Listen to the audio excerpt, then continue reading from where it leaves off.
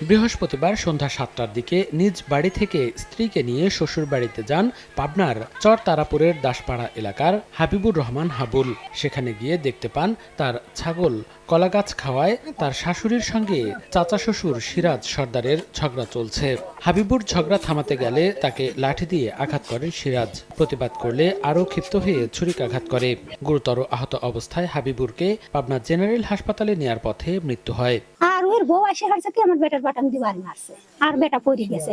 আর ও সবাই কোমরে দিন চাহু খসায়া চাহু এবার টাইম দিয়ে ভাই সবাই মারছে। সিরাজ বউ এসে মাথার পর বাটাম দিয়ে বাড়ি দিয়েছে, আর সিরাজ যায় ডুঙের পর সবাই ডেগা মারছে, আর বেটার খবর নেই। সামান্য ঘটনা নিয়ে যে একজন মার্ডার করবে আর একজনের, এই কেটা আইনের ভিতর পড়ে। আমি যখন আসি তখন হচ্ছে গাড়িতে নিয়ে যায় আর কি।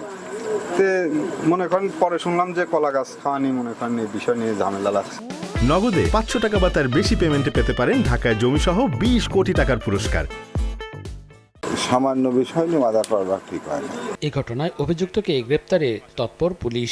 ভিকটিমের মা এবং শাশুড়ি তার সামনেই ছুরিকাঘাত করে বলে আমরা প্রাথমিকভাবে জানতে পেরেছি, এবং এই বিষয়ে হচ্ছে আমরা আমাদের এখন পর্যন্ত যে আইনগত ব্যবস্থা সেটা আমরা গ্রহণ করেছি। অভিযুক্ত সিরাজ নিজের কাছে সবসময় একটি ছুরি রাখতেন বলে জানান। তুচ্ছ যে কোনো বিষয়ে কেউ কিছু বললেই তিনি ছুরি দিয়ে ভয় দেখাতেন বলে জানান তারা। সময় সংবাদ, পাবনা।